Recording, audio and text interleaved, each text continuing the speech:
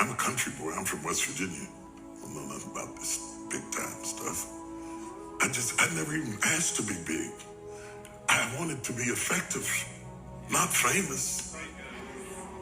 Famous is the consequences of being effective. I didn't know nothing about being famous and I didn't like it. And so there I was, and when you first knew, everybody attacks you first and figures you out later.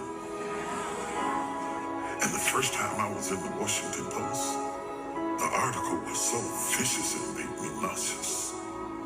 I was so shocked that you could say that stuff about somebody you didn't even know based on assumptions and a little bit of this and a little bit of that. They piece it all together and you don't get to say anything back. So I decided I don't want this. I was preaching for Pastor Bishop Donnie Mears, and nobody knew it because preachers can override their feelings and function. I preached, the place was on fire, but inside I wanted to quit. I told God, I'm through with this. I'm not going through this. I don't need this. I don't need that. I'm a guy who likes to go get his own chicken wings. I don't have to have all of that stuff to be happy. So I said, I'm not doing this no more. I'm not doing it. I'm not doing this. I'm not doing this because I don't need this and I didn't ask for this. I'm only doing this because of what happened in my life, of the circumstances that happened in my life. He put me on stage. I didn't ask for it. And when I saw how much it cost, I thought, you can have that right back here. You can have that right back up in here. I don't need it. So I was mad inside and I was hurt. And I stayed up in the fellowship with the pastors because I didn't want to go back to my room and sulk in my own sorrows. And they said, there's a lady downstairs waiting to see you. The service was over and the fellowship was over. The pastor started to leave. I was trying to outwait her. I thought she'd give up and leave. And when I finally came down the steps, she was there. And she was just a willowy bit of a woman. And she said, Bishop Jakes, she said, I've been in the hospital.